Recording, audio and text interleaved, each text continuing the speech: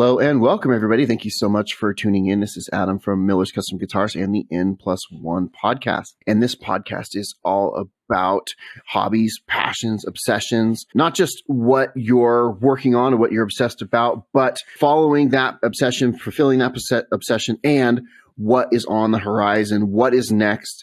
The running joke among musicians, guitar players, like I'm a guitar player, is how many guitars is enough guitars? N+1, the number of guitars you currently have, plus one more. And I found that to be true with just about every hobby that is out there. It's not just what you're working on. There's always one more on the horizon, one more down the road. There's always more mountain to climb, one more painting to paint. There's always one more thing that you are working on. And that's what this podcast is about. It's talking to amazing guests about their hobbies and passions, obsessions, and finding out what drives them, what makes them tick, and finding out what is next. And so that's what we do on this show. And today I'm joined by an amazing guest. And Tim, I've had this intro working in my head. I wanted to talk to you for a long time. And I've had this intro working in my head for a long time because today's guest, he is a retired Marine.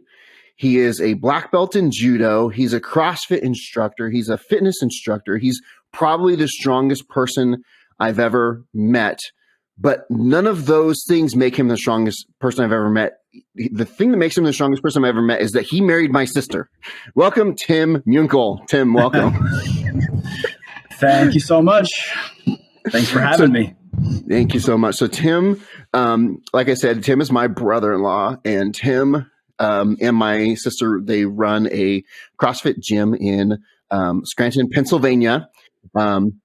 And as far as I know, there's no paper plants in Scranton, Pennsylvania. So just throw the office out. That's their claim to fame, right? Yeah. Home of the office. That's all anybody knows about Scranton. But yeah, Tim and Allison, my sister, run a CrossFit gym, and their young family is very beautiful. But Tim is awesome. He's a fitness instructor. They run a CrossFit gym. You can see it in the background there, CrossFit. And he's basically, there it is, Keystone CrossFit. And he's basically a fitness expert, and I am not. Look at my face, right? And you can see he's at work right now. You'll hear some, background noises, and that's fine. We're just, it's no problem there. It'll get quiet here in about 20 minutes. Everyone will be gone. So. Oh yeah, and that's no problem at all. But today I wanted to talk about health and fitness, and this is something I know almost nothing about. And you are an expert. And so I wanted to talk, I have the scripted questions, and you can feel free if you have a caveat or rabbit hole, you can go wherever you want. But I want to, I always like to say, let's introduce the topic. How would you explain health and fitness to someone who's never really heard of it before? How would you explain it to a 5-year-old? How would you explain it to your daughter, who's, I think, what is she, 4 or 5? Oh, she's 4, right, Evie? Yeah, 4.5-ish. Yeah, 4.5. So, how do you explain? She's been around the gym her whole life, but how would you explain what you do to a little child? And you can go on up from there because we're most all adults listen to the show. And then, So, how would you explain health and fitness? What is it? Well, that's a huge, broad question. So, and CrossFit has a very, they're probably one of the first methodologies or the first companies to really define what fitness is. But, for an adult, even the way we define fitness as a CrossFit coach or in the CrossFit methodology, it could be confusing. For like a little kid, I would say it's moving your body and making sure you're eating right so that you can stay healthy and enjoy your life, and try to kind of guide them more toward it being something that's fun and something that's a lifestyle and a habit. Okay. For adults, actually, it's very similar. The goal, if I'm trying to, sell somebody or convince somebody to come into the gym and try this out, I still have to have those same things in mind. Like, we want fitness to be a habit, a hobby, rather than a chore. I say that in every one of my consultations with new folks. Is like, most of the time going to the gym is a chore. It's something that we know we have to do, but we really don't want to. And what CrossFit does ideally for people is create a different outlook on it, make it more of a hobby. So hobbies are something that we want to do all the time, and we put our chores off in order to do our hobbies. So yeah, that's definitely. kind of So like when you have to like do a whole sink of dishes, but you want to play guitar, you're like, that can wait, Right. So for me, my mission in the gym here is to make the workouts and the community and everything so fun, so much of a draw that you do it every day, whether you're sore or tired or there's a blizzard or whatever you have going on in your life. Especially if life's getting stressful, you use this as an outlet, basically, rather than the stress making you not want to do it. But like for CrossFit, for like, what is fitness? Like for adults, we say the ability to move large loads, long distances quickly. Okay. So, and then like we can define it a number of different ways. Like weight divided by time is power output, something like that. Okay. Or weight times distance divided by time. Like, so that's kind of like how we try to think about this. If I can get a person to do a workout and then I can train them and then retest it later on, maybe a month later, 3 months later, a year later, 10 years later, if they can do that workout through the same range of motions, the same number of repetitions, but they can do it faster, they've clearly gotten fitter. So it's very measurable, it's very manageable, Wow. it's very repeatable. Okay, cool. If I take you and I teach you how to deadlift and you deadlift 100 pounds and then 6 months later you deadlift 200 pounds, the deadlift is the same, you're the same, but you doubled the weight. So you're fitter. Wow. Oh, that's cool. That's awesome that you have, it's so measurable like that. Yeah. And you really have specific goals like that and everything. And then that's one thing you mentioned community. I know that's a huge, it's a huge component of CrossFit. It's not just the fitness. It's a huge component to have, for sure, the community. I know that when Bethany was doing it, it was all about the community, and that's what really drives people to it and to go back to it. So that's huge. Yeah. So can I ask? And you can definitely keep tying into CrossFit because obviously it's what your whole life is right now. Sure. How did you get started in this whole journey of CrossFit and health and everything? What made you so interested in it? What was your gateway drug? So I don't know. I think it just naturally happened. The older I get, the more I am seeing that I think God has a plan for all of us. And the more we try to do stuff and control stuff, the more it just kind of either works out or doesn't work out. But as you look back, you can say like, wow, this really happened for a reason. But it's the whole fitness part of my life was, I've been lucky enough to have it my whole entire life. Like when I got into high school, I started playing sports. I played soccer and I ran track and field. And I always had kind of a knack for teaching. So as soon as I learned something, even in high school, I wasn't the best runner or thrower or jumper, but I was above average at all of those things. So my coach ended up putting me on the pentathlon, which is 5 events. And you don't have to like be the best at the 100 meter high hurdles. You just have to be good at all 5 things. So in retrospect, it's kind of like the way CrossFit is. But what ended up happening was I started working with all the other athletes even just as an athlete on the team, people would pick my brain, and I guess I had a knack for just breaking something down and explaining what was going on in the movement to help them do it a little bit better. I had like an eye for that, or at least the ability to communicate it back to them in a digestible fashion. And then I went to college.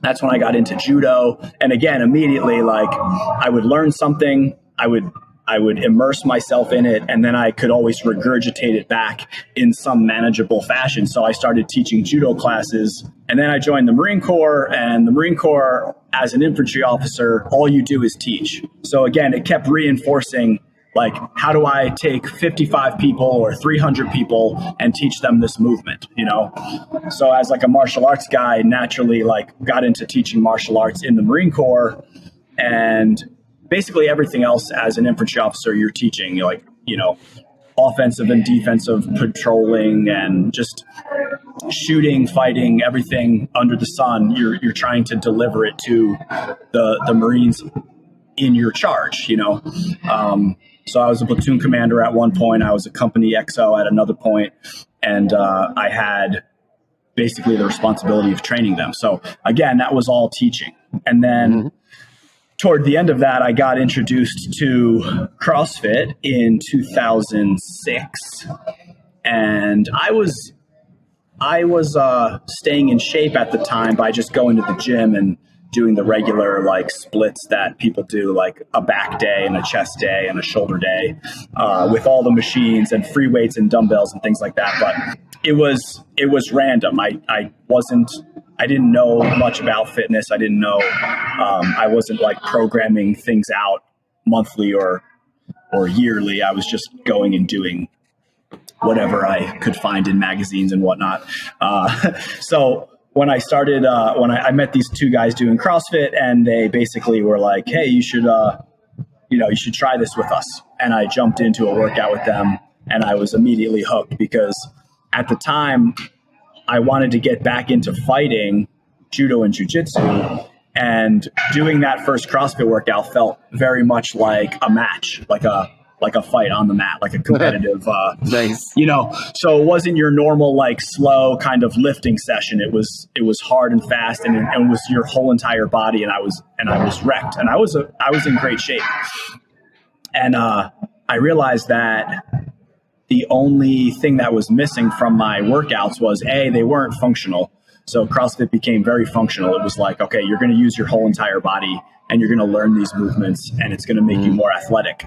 But at the same time, it was pushing me outside my comfort zone. So no matter how fit you get, you always get something out of it, because you always can go a little bit harder. You can always do a little bit more weight, or a few more reps, or go a little bit faster.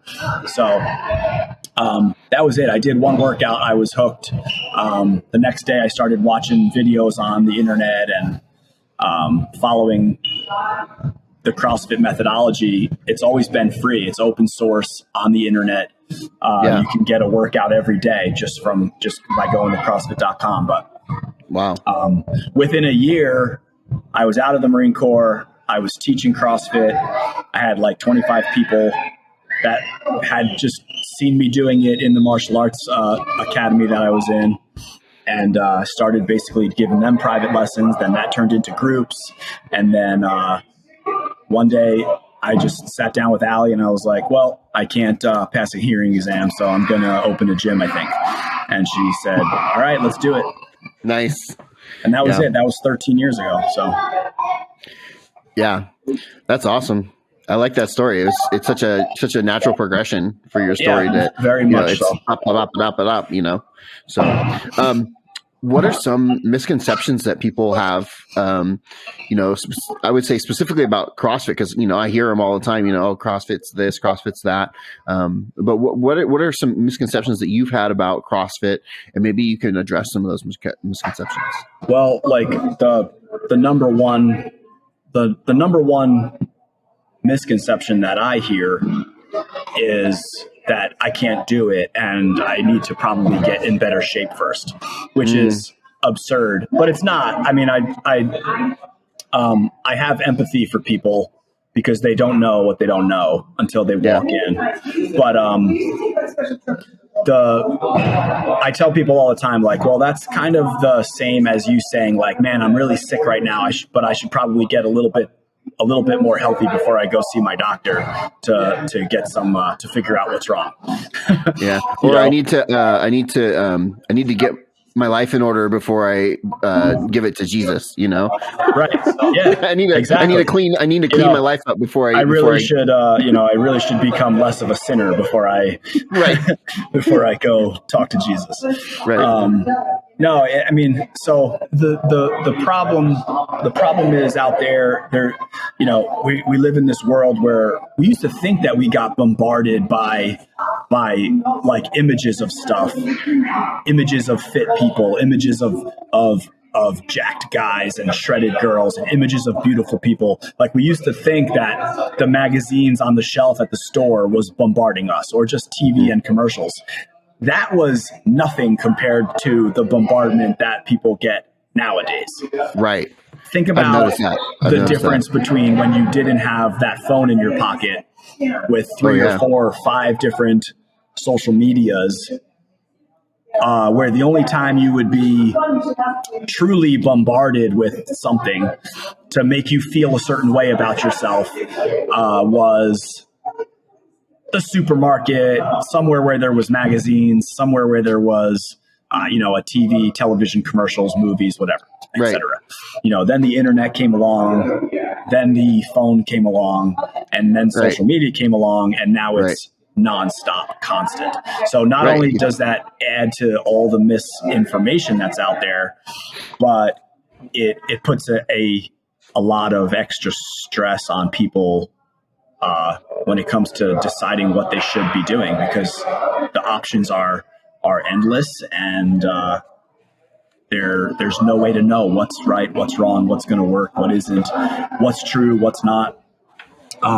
So once people sift through all of that and kind of filter it all out, then they're left with like, well, do I want to do this, or can I even do it, or whatever other questions are left running through their head. So they have a ton of obstacles to go through before they even walk in our door or any door. But once they do, and if I can convince them to even give it a shot, they realize right away that all of what they thought they knew was wrong.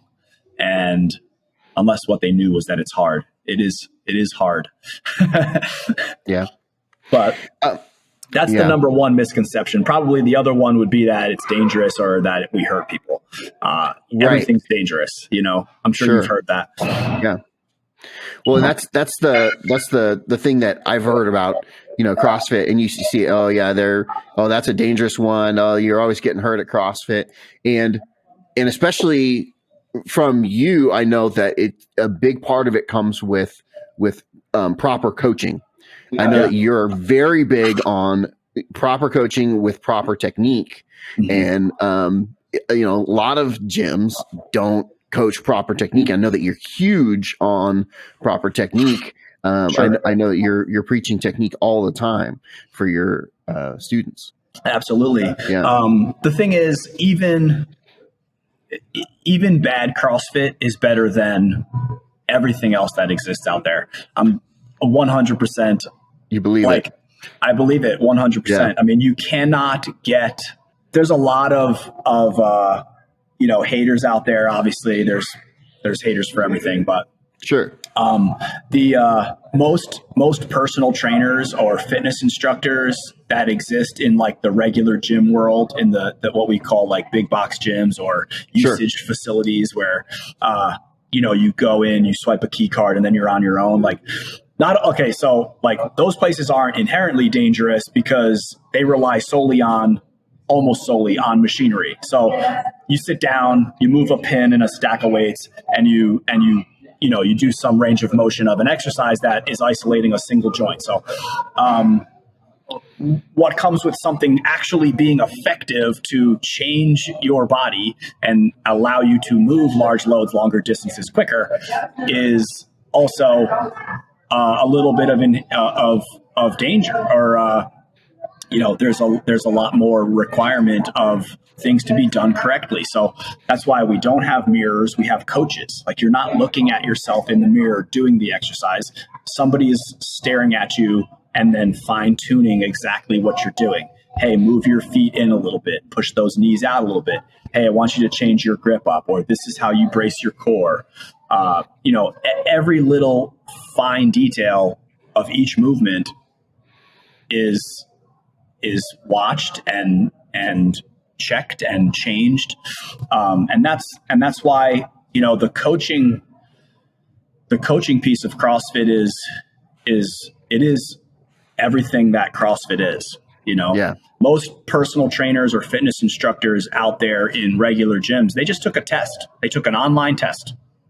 Now, you can't tell me that CrossFit coaches going to a 16-hour weekend seminar where they watch and do and see and correct and practice under the guidance of the best coaches in the world. Literally, the best coaches in the world are the instructors that teach the CrossFit seminars. Mm-hmm. And that's just to get your level 1. Yeah. That is more reps and more hands-on and more actual coaching guidance and knowledge transfer than every other, certification that exists out there in the world. So to say that, CrossFit's dangerous because, there's bad coaching, whatever. Sure, there's people with less experience and people with more experience. You got to start somewhere, and where CrossFit starts is already above all the other certifications that exist. To be a personal trainer, I can take a course on the internet and just pay the money and take the test. And CrossFit also has level 2, level 3, and level 4 coaching that all have their own requirements. They all have continuing education. They all have a seminar or some type of test where you're studying. I have, at this point, 15,000 plus hours of coaching. So amazing.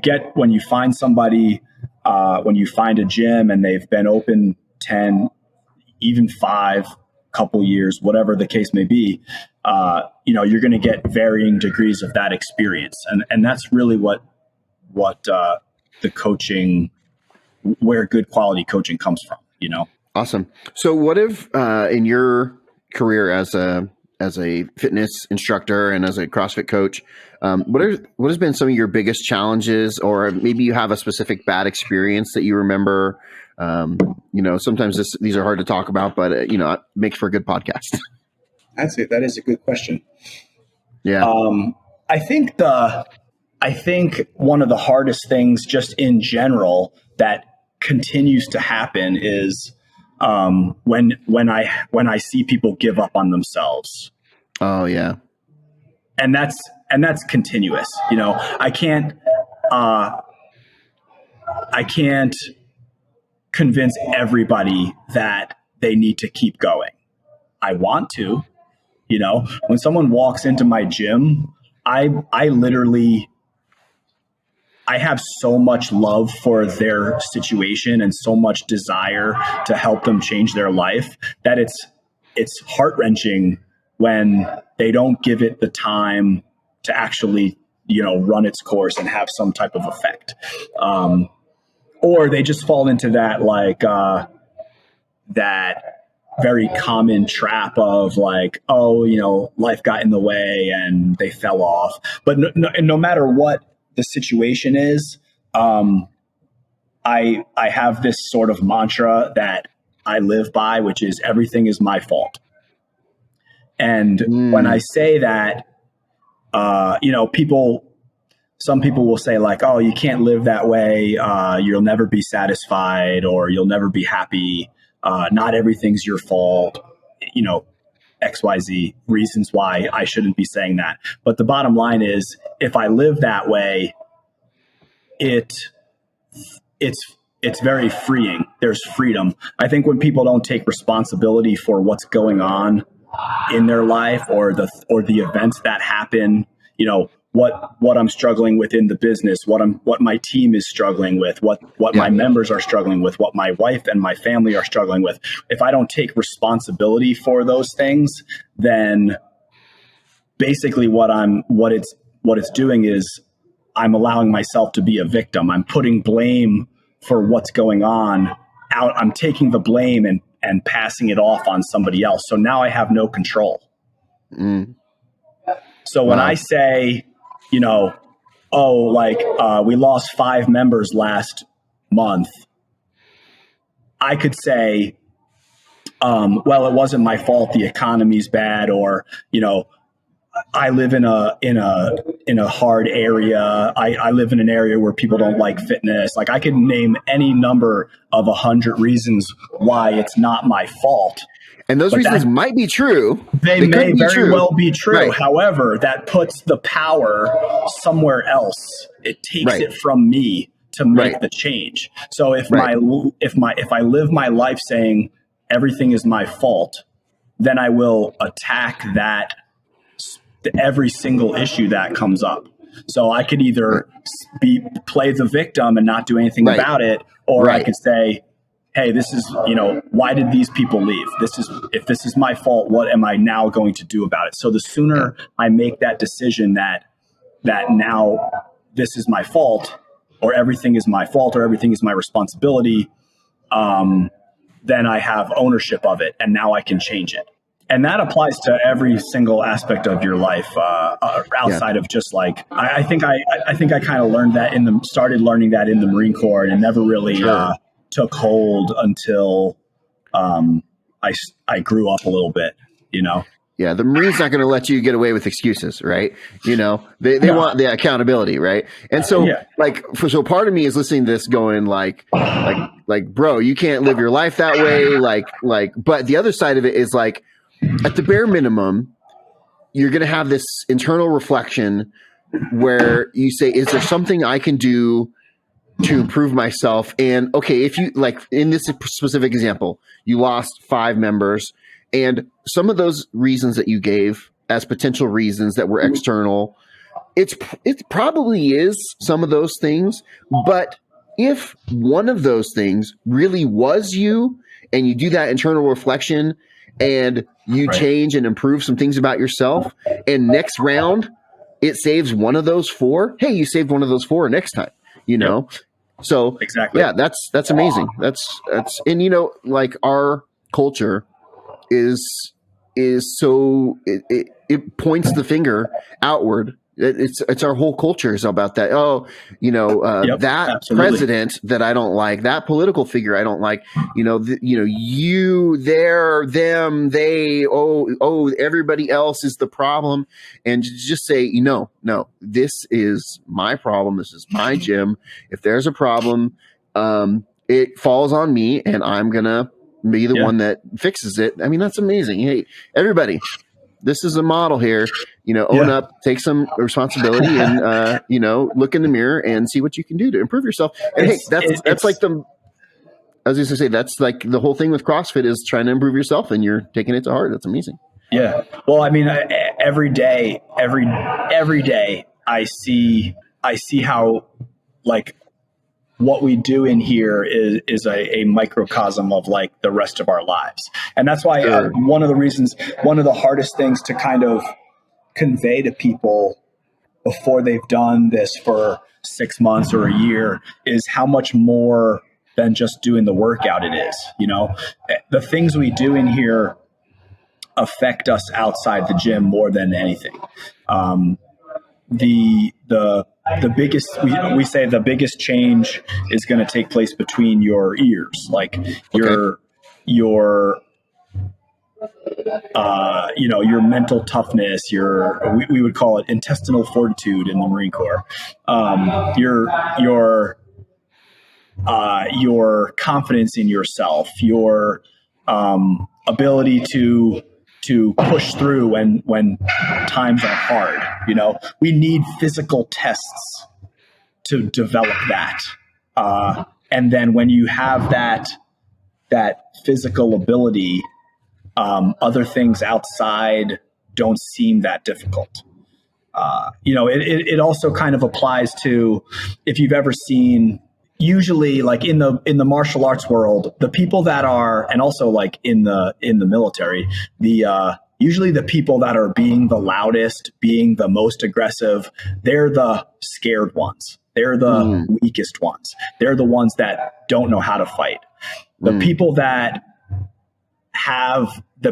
train regularly, people that fight regularly, people that shoot regularly, they don't have to announce any of that stuff.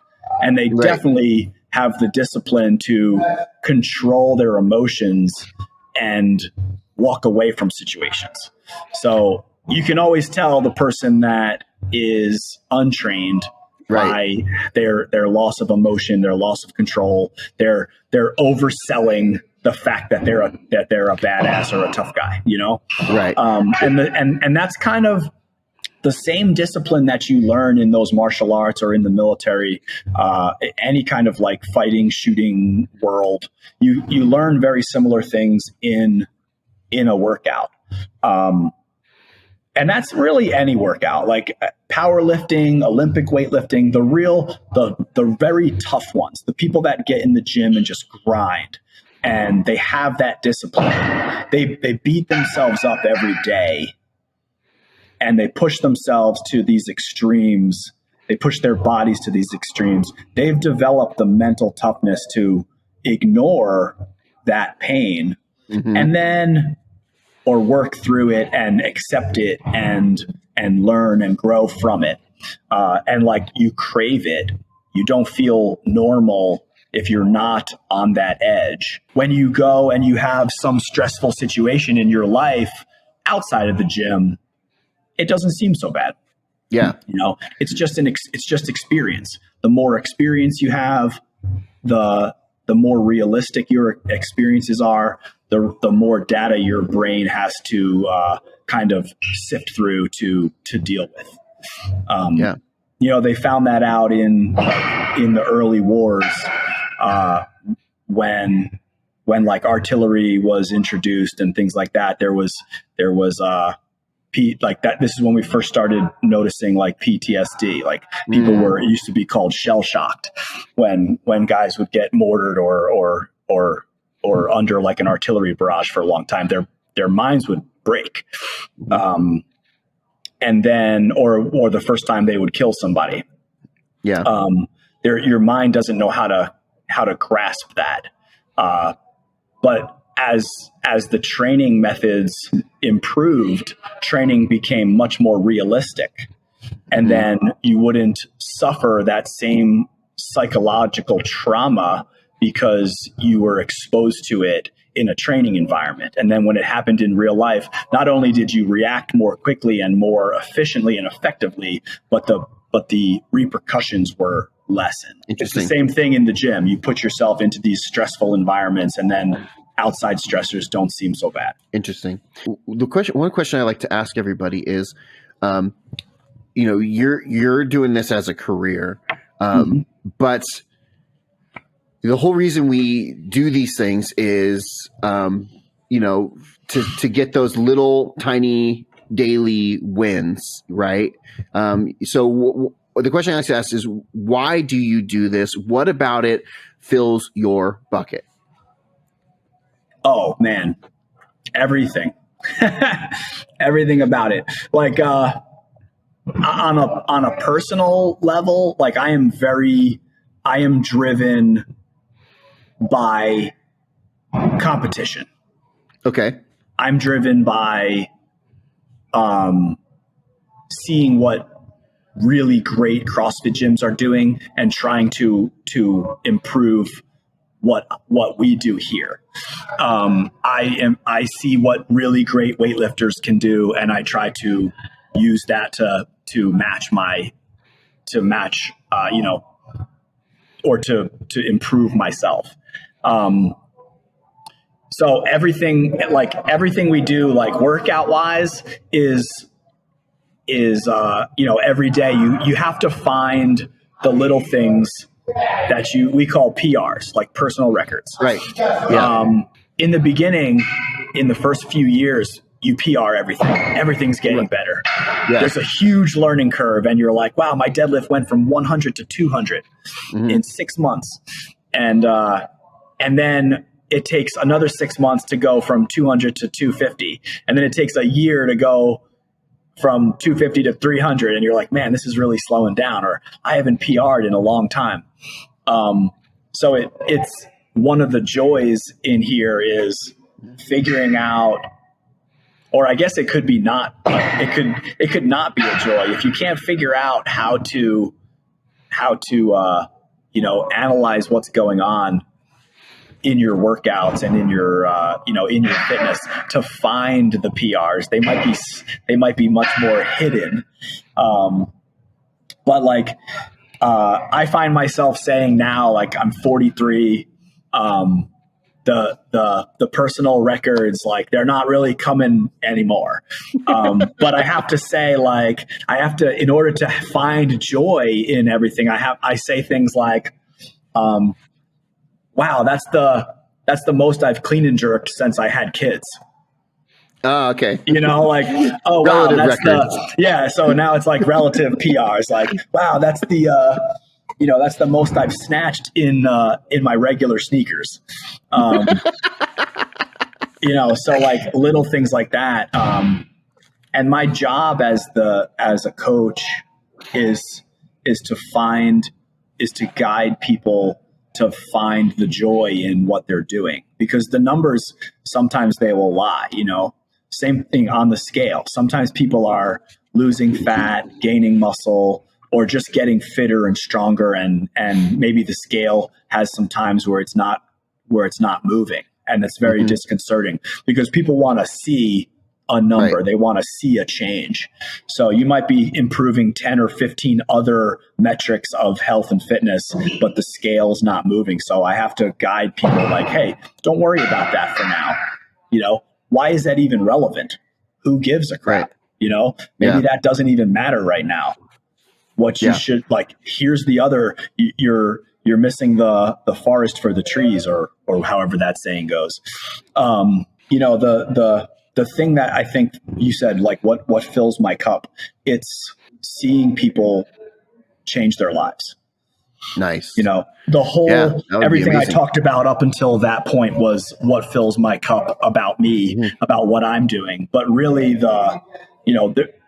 my parents and everybody, has been talking about burnout for years. I'm like, when's this burnout supposed to happen?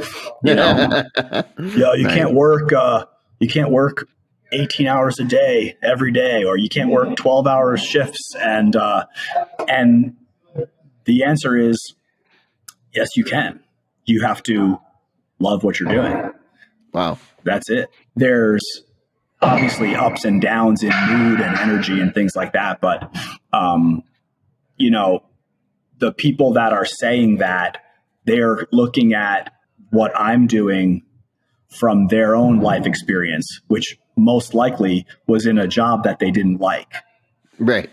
So there's a big difference there. Like, most people, they don't have a life, that they love. They don't have a job that they love. They're just looking at the time that I'm working and saying, like, oh, wow, that's not going to last. But, all the troubles, all the hard times, all the, the lockdowns, and all the, just everything that we struggle with as small business owners or entrepreneurs in general. Like, when I change somebody's life, when I see somebody's eyes light up because they got their first pull up, and maybe a year ago they had walked in and they probably said to me, "Oh, I'll never get a pull up," because people say that all the time until they get one. It's those things. The things that I love the most, like the folks that come in and just randomly, they've been here a year or 2 or 5 or whatever, and they're like, "Hey, I had my blood work done, and my doctor took me off my meds." It happens once a month in here. Wow. Hey, my doctor, I had type 2 diabetes and now I don't. Yeah. My Hashimoto's or Graves or whatever they've got going on, like some kind of anything, autoimmune disorders, just weight loss goals are easy. Like that's what we do for a living. We get people to burn fat off their body. The real like big health markers that I love seeing are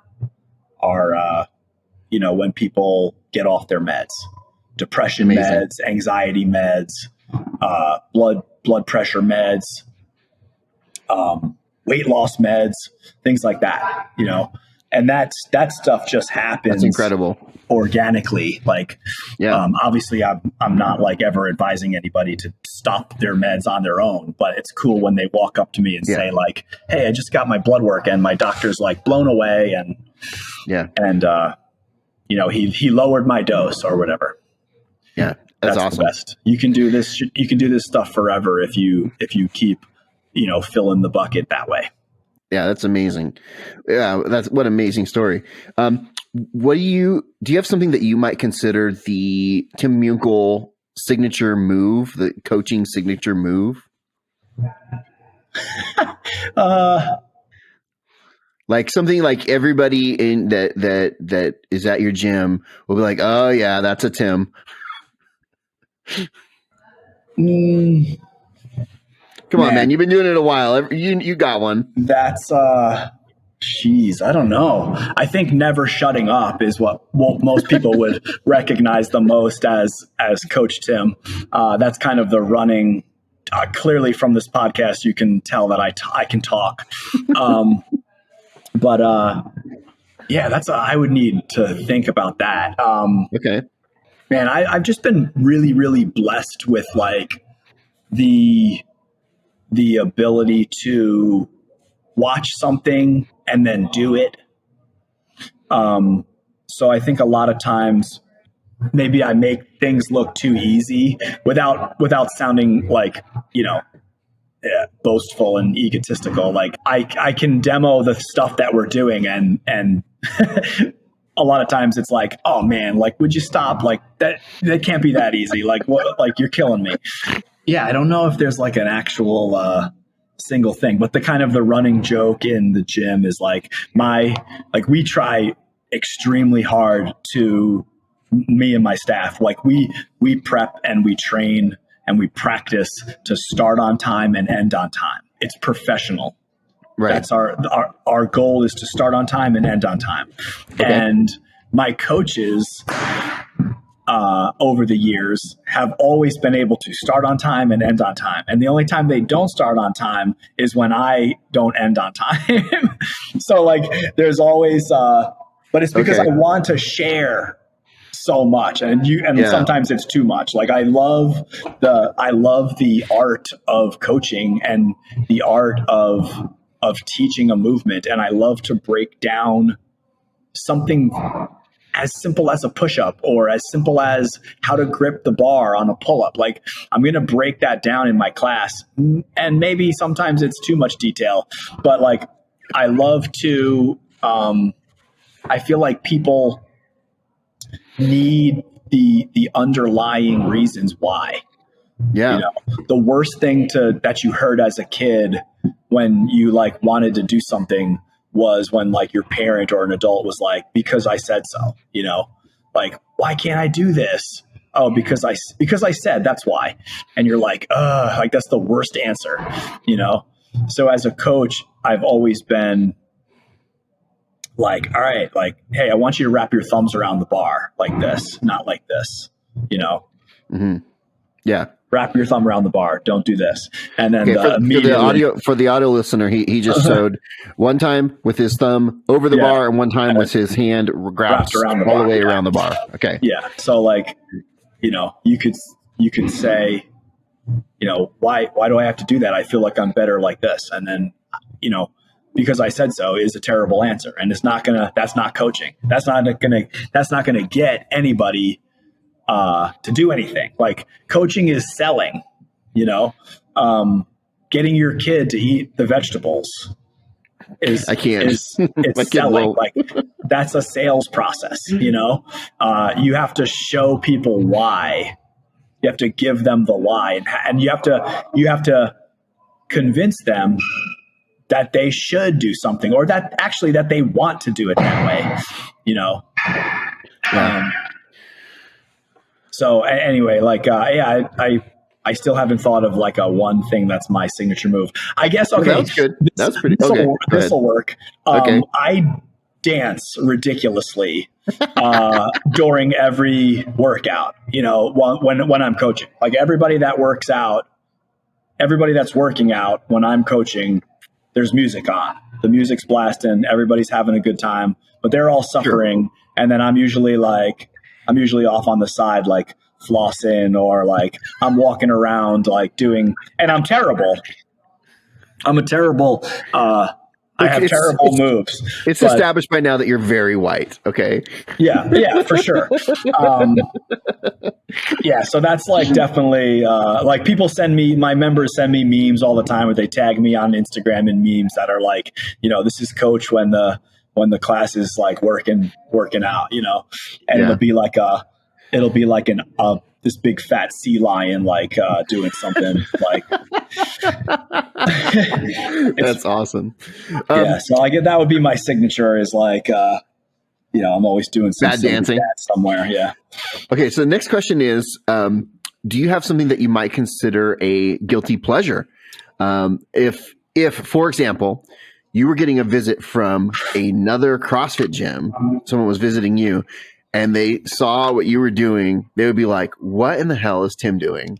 But you don't care. You do it anyway.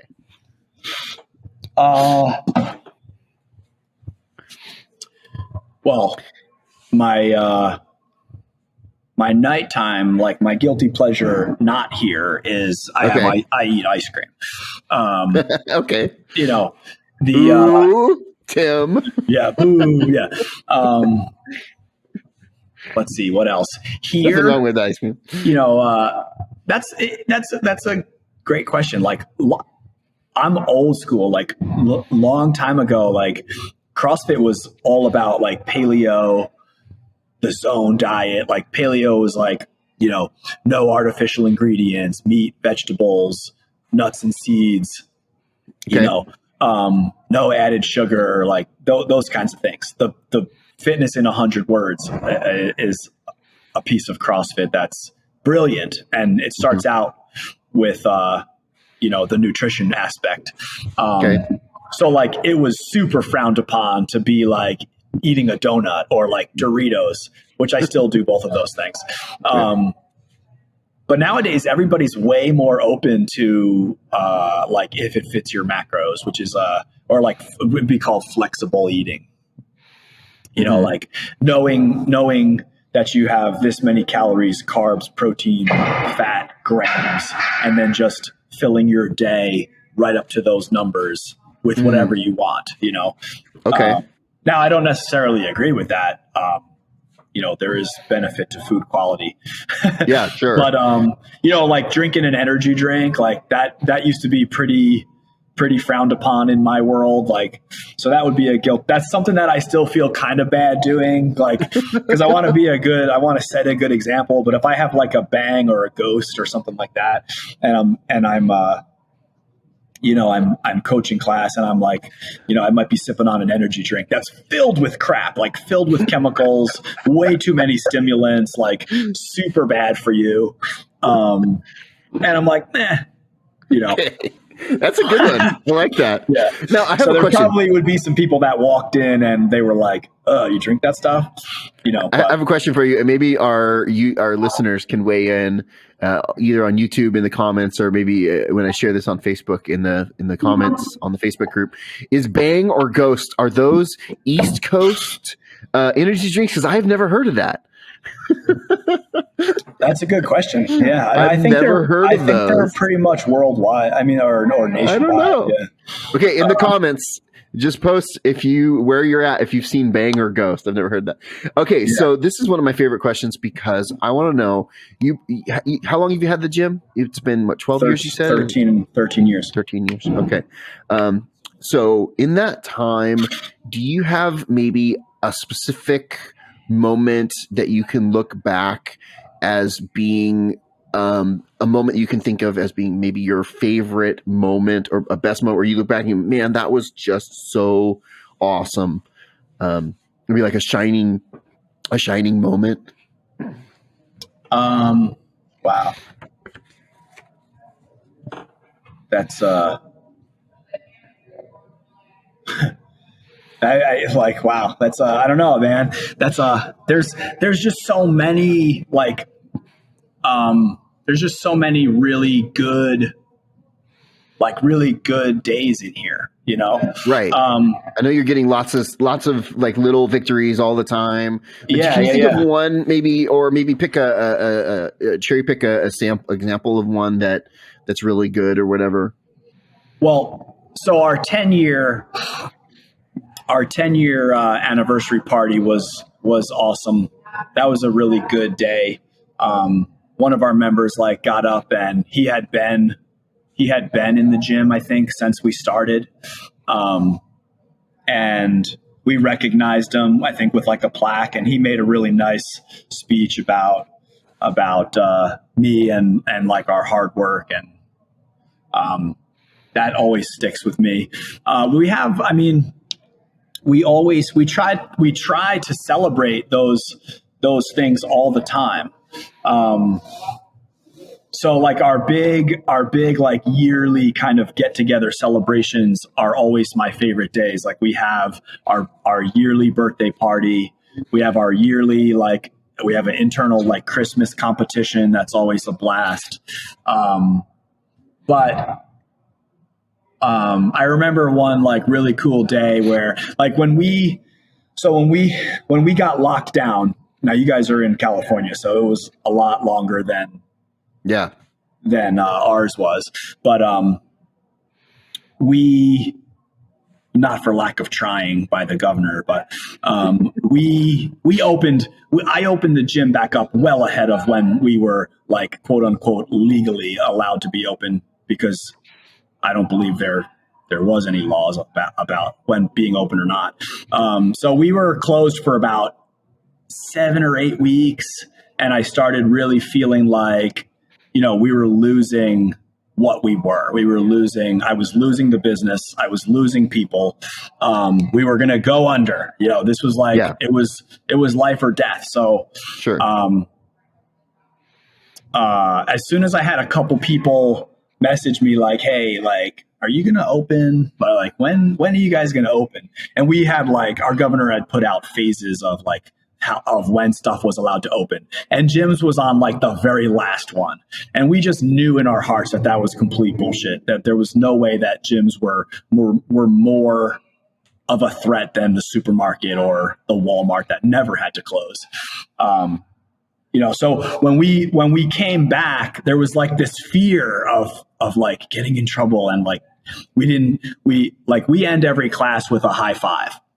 Mm-hmm. We line up like baseball teams, and we walk down the line and we high five. Like that's our tradition. I make an announcement, you know, and we walk down the line and we high five. And for a little while, everyone was like, should we, like, maybe we shouldn't do the high five. We had people that were scared to like touch each other. They were, you know, we had people that were that they still use like hand sanitizer every day and like all that kind of stuff. Which is fine. That's fine. So, well, I don't believe it's fine, but that's fine. I think hand sanitizer is terrible. Okay. But so like, yeah, we have it here, and like, you know, we were taking extra precautions, like, hey, we're going to be wiping down the equipment with like cleaner and whatnot. And then, so instead of doing like the lineup high five, like at the end, I was like, man, what the hell are we going to do to end class? Cause I don't just want to be like, all right, see you later. You know, so I got everyone around in a big group, and I would make my announcement. I'd be like, hey, on the first day, I was like, all right, from now on, until we decide to high five again, we're going to say, you know, clap on 3, 1, 2, 3, and the whole room would clap, you know? So it was like, you high fived yourself basically. Okay. But like, I remember maybe a month or two went by, and we had I think it was our 12th year anniversary, or no, it had to be our 11 year anniversary party. And we did the WOD, the workout. And I told everybody to line up. And I was like, line up, high five. And we hadn't done it in like 4 months. And everybody looked at me like, what?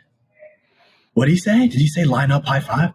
Because that's how I end every class. Like, and everybody just stand there kind of confused. Like, they're like, we're not doing the like 1, 2, 3 clap thing.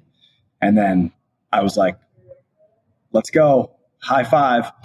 And then it was this really weird moment where people were like, all right, we're back to normal, you know? Nice. And I'll always remember it because I was like a little bit nervous to be like, when should I bring this back? And it's such a silly, stupid thing to be worried about, but you don't know like how people are going to react.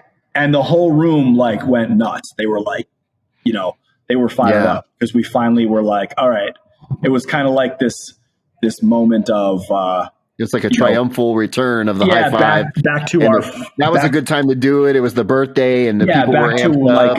And I think it kind of made people realize that like we weren't afraid, and we didn't have to be, and we just were back to normal, you know.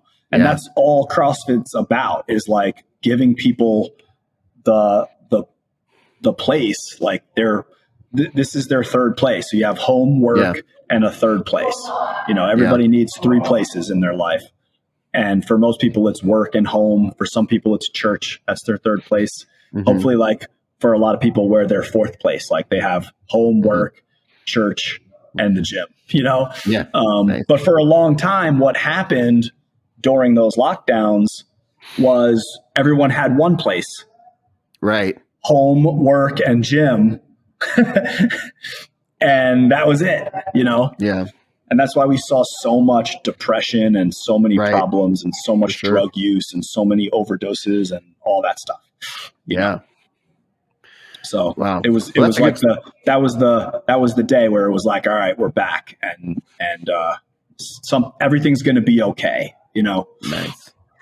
That's a really good story. So if someone's listening to this podcast, and they're saying, hey, look, I want to increase, I want to start adding a little bit more health and fitness to my current lifestyle. Like maybe they're not going to go join a CrossFit gym. Okay. But maybe they are, you know, I don't know. But let's say, hey, from where I'm at right now, I want to increase the level of health and fitness to my lifestyle from where I'm at right now. Do you have any advice for maybe a beginner? Like just say for myself, for example, okay, I've never really done any health and fitness. What would you tell to someone like me, for example? You know, the obvious answer is, you could absolutely join a CrossFit gym and they're going to start you wherever you're at if they're good. And most of them are, or a lot of them are. But, you know, barring that, I would look at a lot of things that you can do right now today to just improve small steps at a time. Literally, steps is the first thing I would do.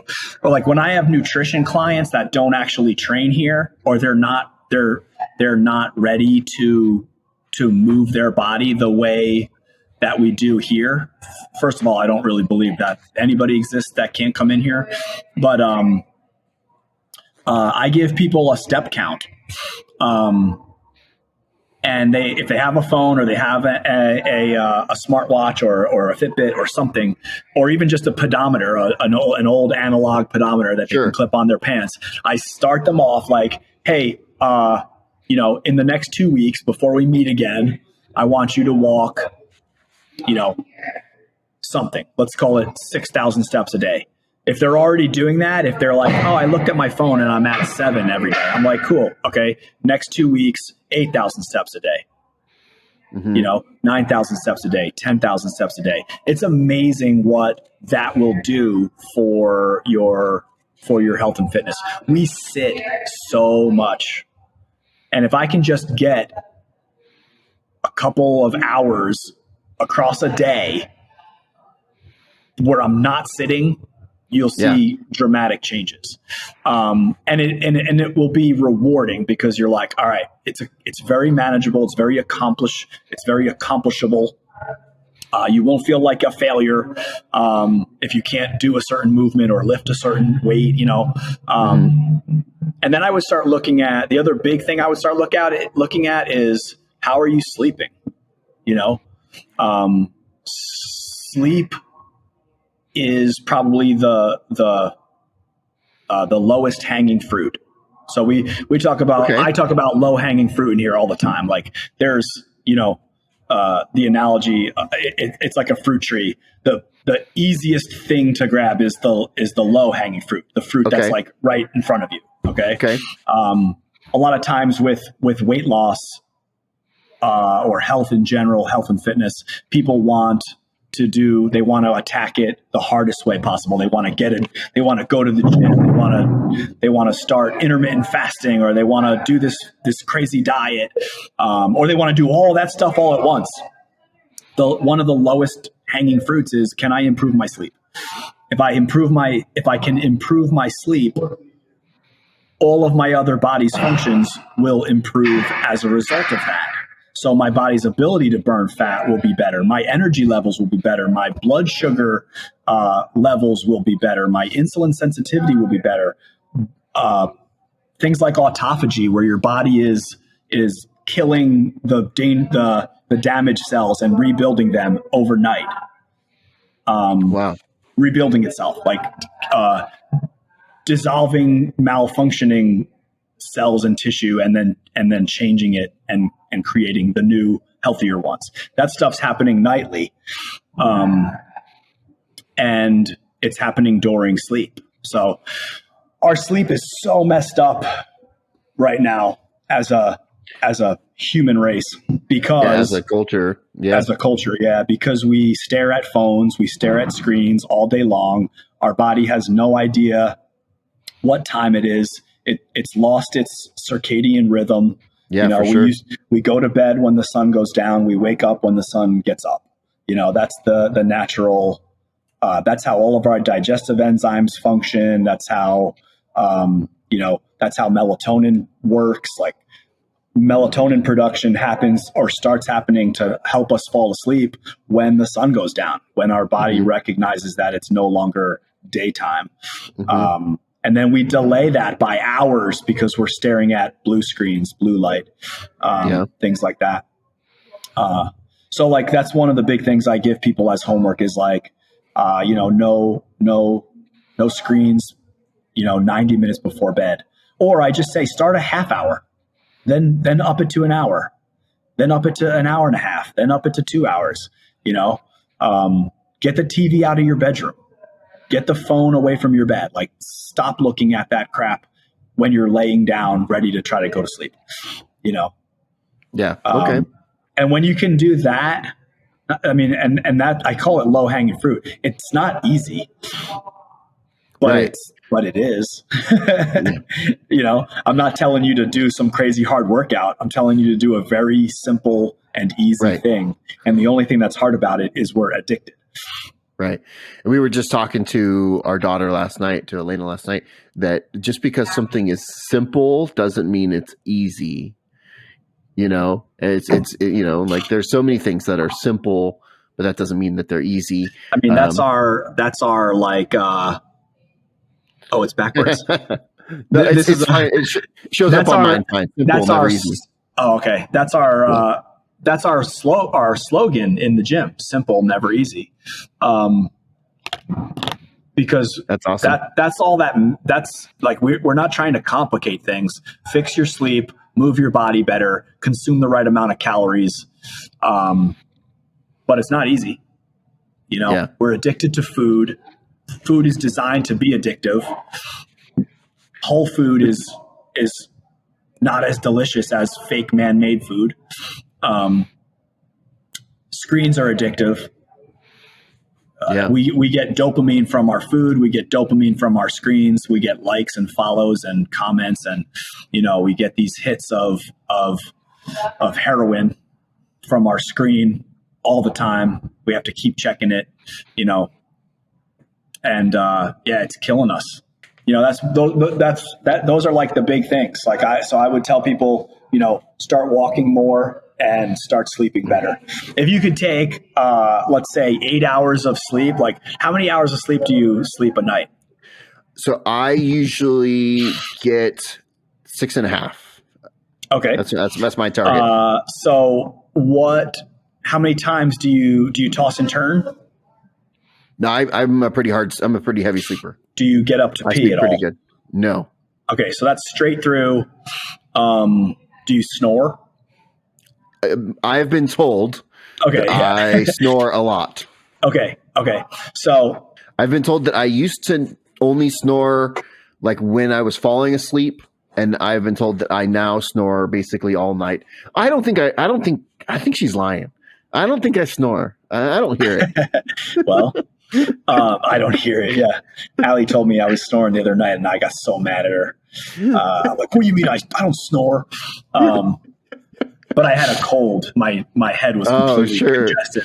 But I mean, aside from the snoring thing, because that's a separate thing that ideally you can fix, and you should really try to, because you're starving your brain of oxygen throughout the night. But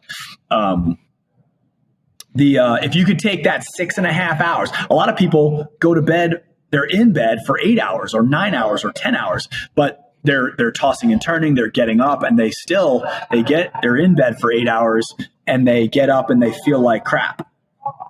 And they're like, oh man, I slept poorly, or I feel exhausted. So what matters during your sleep time is actually like the REM sleep. It's the sleep cycle where you're recovering. And that you might only be getting 2 hours in your 6.5 hours. If you could improve that to 3 hours and keep it in the 6.5 hours, that would be life-changing. Mm-hmm. If we could lay down and just get REM sleep, I don't think it's possible, but like there's people that sleep 4 hours and they still get the same amount of actually restorative sleep as people that are in bed for 8 hours. Imagine how your life would change if you had 3 or 4 extra hours a day, and on top of that, you felt better. Yeah. So that's why I address sleep with my nutrition clients, and actually all my clients, if they come to a seminar or they do a nutrition challenge or something like that, we always attack the sleep piece. So like really helping them dial in their bedtime routines, their electrolyte balances. So like salt intake and not drinking too much water, all that stuff. We try to address all of it to just improve right off the bat. Can we get you to sleep a little better? Great. Okay, and then that's the domino that like push that domino over, and the rest of them fall right in line. Nice. Okay, so we have a segment. We're getting towards the end here. We have a segment on the show that's called "Let's Get Into It." And so, for example, when we had Courtney Pong, she's a improv. She runs improv theater, and we did a 5-minute improv game. When we had Gabe on, he brought scotch and we drank scotch. Okay. So I just, I don't know if you thought of anything. We can't always do it, but I was wondering if you had an idea of something we could do relating to health and fitness in just a minute or two over the internet. And I just wondered if you had any ideas about that. Jeez. Yeah. I don't know. Like for the fitness side of things, that's tough because like I could say like, yeah, let me teach you how to squat or something like that. But we're not going to really be able to with like the cameras and the sitting. And I don't have any room here. Yeah, exactly. So, we can't always do it. It doesn't work 100% of the time, but just, if you can think of something, it's I can't think of anything. I'll tell you. I've been trying to figure it out since you invited me out, and I'm like, man, I don't know. Right. That's all right. It's fine. It's fine. So let's talk about the point of the show, which is N+1 podcast. Mm-hmm. What is next for Tim Muenkel and CrossFit Gym? What is on the horizon? What is N+1? I think in terms of the business, like my goal right now is to be diving into my team to grow that so that I can reach. So if I can pour my heart and my soul into the people that work for me, then they will, or work with me, then they will be able to grow the gym to touch more lives than I can do by myself. So that's big on the horizon, just in like the next year. But like, I don't have like these big grandiose plans of like, opening another place or starting this other separate business or anything like that. I think where the beauty of this is, and the joy for me, is just to improve the quality of our service and to just get to reach more people, to change more lives. Like that's the +1. It's like one more person. Nice. One more life changed, I like that a lot. And the way we're going to do that is by just continuing to like dial in our systems, our operating systems as a business, but then expanding the team and